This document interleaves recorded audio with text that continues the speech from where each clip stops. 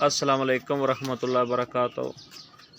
जनाब अज 17 अप्रैल ते पंजाब दे मंडी बाउलदीन दा वन डे टूर्नामेंट है। यह जनाब 8 नर ने उस्ताद जैनस गरमत्ता साहब की छत तो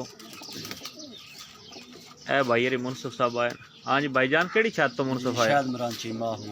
शायद चीमा मोम जी, ठीक हो गया। ए सारा 8 नर उड़ रहा है।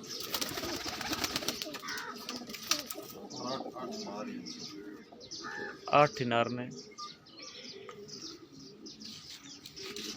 टाइम 5:30 सर जंडी हो रही। वो ला लेने